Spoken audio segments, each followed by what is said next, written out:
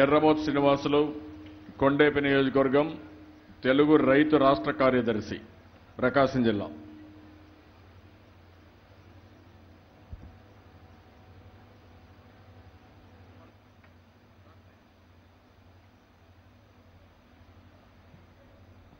ఈరోజు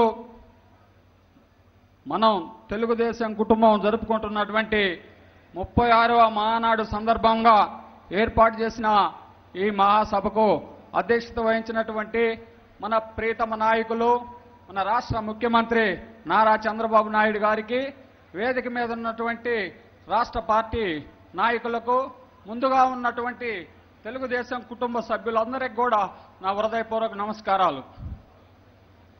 ఈరోజు మన రాష్ట్రం ఎటువంటి పరిస్థితుల్లో ఇడిపోయింది మనందరికీ తెలుసు.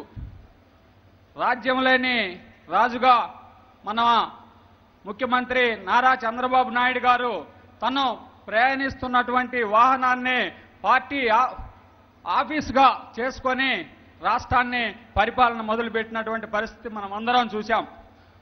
మనం ఈరోజు రాజధాని నిర్మించుకునే దానికోసం ఒక్క పిలుపు ఇచ్చిన మన ముఖ్యమంత్రి ఒక్క పిలుపు ఇచ్చిన దాని మీదట రాష్ట్ర ఆ ప్రాంత రైతాంగం అందరూ కూడా 34,000 ఎకరాలని ఈ మన రాష్ట్ర రాజధాని నిర్మించుకునేదానికి ఇచ్చినటువంటి పరిస్థితి చూస్తే మన నాయకుడి మీద, మన ప్రజానీకానికి ఉన్నటువంటి యొక్క నమ్మకం తెలుస్తూ ఉంది.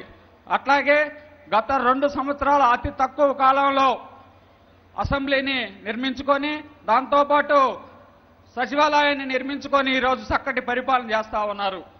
అట్లాగే మన నాయకుడు ఒక విజన్ ఉన్నటువంటి నాయకుడు.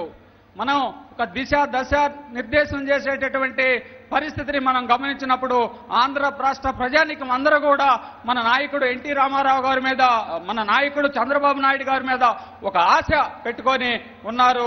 ఈరోజు ఇంత కరువు పరిస్థితుల్లో కూడా కరువుని దరిచేరనీయకుండా, ఎటువంటి ఇబ్బందులు లేకుండా ప్రజానీకానికి ఏ రకమైన సేవలు అందిస్తున్నటువంటి పరిస్థితిని మనం గమనిస్తా ఉన్నాం.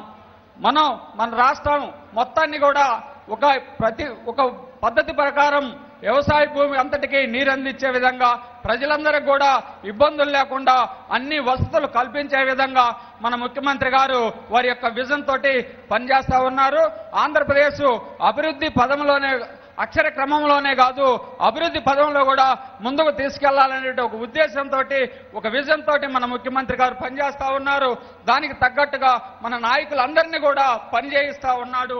2022 నాటికి మన దేశంలో ఒక అభివృద్ధి చెందిన రాష్ట్రాల్లో ఒకటిగా, అట్లాగే 2029 నాటికి భారతదేశంలో ఉన్నటువంటి అన్ని రాష్ట్రాల్లో కంటే ముందుండే విధంగా, అట్లాగే 2050 నాటికి ప్రపంచంలోనే ఒక ముఖ్య రాష్ట్రంగా, ఒక అభివృద్ధి ప్రాంతంగా అమరావతిని తీర్చిదిద్దాలనేటువంటి విజన్కి పనిచేస్తూ ఉన్నాడు. కాబట్టి అటువంటి ముఖ్యమంత్రికి మనమందరం కూడా చేదోడు వాదోడుగా ఉండి ఆయన చేస్తున్నటువంటి ప్రణాళికలు మనం చూశాం. మన వ్యవసాయ భూమిలో పోలవరం ఆంధ్ర రాష్ట్రానికి జీవనాడిగా ఉందని చెప్పేసి యుద్ధ ప్రాతిపదిక మీద ఈరోజు ఆ పోలవరం నిర్మాణం కోసము ఎట్లా పరుగులు ఎత్తిస్తా ఉన్నారో ఇంజనీర్లను కానీ మన ముఖ్య ప్రతినిధులందరూ కూడా ఈరోజు పోలవరం నిర్మాణం పూర్తి చేసేదానికోసం ప్రయత్నం చేస్తూ ఉన్నారు.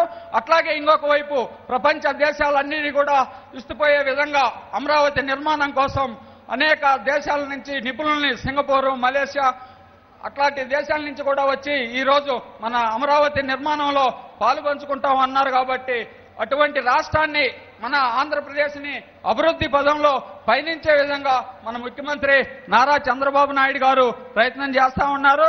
వారు చేయటమే కాకుండా మనందరినీ కూడా, నాయకుల్ని, కార్యకర్తలను కూడా ఆ దిశగా కార్యోన్ముఖులను చేసి ఈ రాష్ట్ర అభివృద్ధిలో అందరూ పాలుపంచుకునే విధంగా మోటివేట్ చేస్తా ఉన్నటువంటి మన ముఖ్యమంత్రి గారికి మనం అందరము చేదోడు వాదోడుగా ఉండి ఈ రాష్ట్రాన్ని అభివృద్ధి పదంలో పయనించేదానికోసం ప్రతి ఒక్క కార్యకర్త కూడా కష్టపడి పనిచేయాలి. మన ముఖ్యమంత్రి గారి ఆంక్షల మేరకు, వారి యొక్క ఆశయాల మేరకు కూడా కార్యకర్తలు కూడా అందరూ ఈ రాష్ట్ర అభివృద్ధిలో పాలుపంచుకోవాలి. తెలుగుదేశం పార్టీ కార్యకర్త అంటే ఒక కమిట్మెంట్ ఉంటుంది అనేటువంటి ప్రజల నమ్మకాన్ని వమ్ము చేయకుండా మన ముఖ్యమంత్రి నారా చంద్రబాబు నాయుడు గారి ఆశయాల్ని సఫలం చేస్తూ వారు అభివృద్ధి కోసం రేయనక పొగలనక కష్టపడుతున్నటువంటి రోజుకి 18 గంటలు కష్టపడుతూ ఈ రాష్ట్ర అభివృద్ధి కోసం పాటుపడుతున్నటువంటి మన నాయకులు నారా చంద్రబాబు నాయుడు గారికి మనం అన్ని రకాలుగా మద్దతు తెలియజేసి మనం వారి కోరిక ఆశయం మేరకు 2050 నాటికి ఆంధ్ర రాష్ట్రం అనేది ప్రపంచంలోనే ఒక అగ్రగామి రాష్ట్రంగా అభివృద్ధి చెందాలి.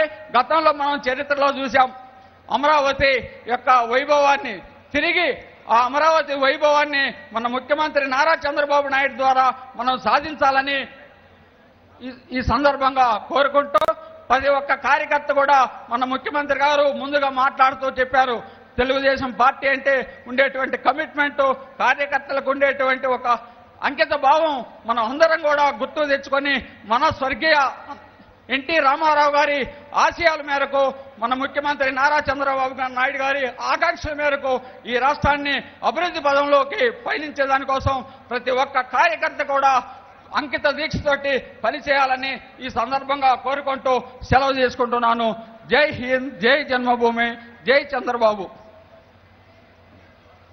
Okay, thank you. ఓకే అమ్మా, గుడ్.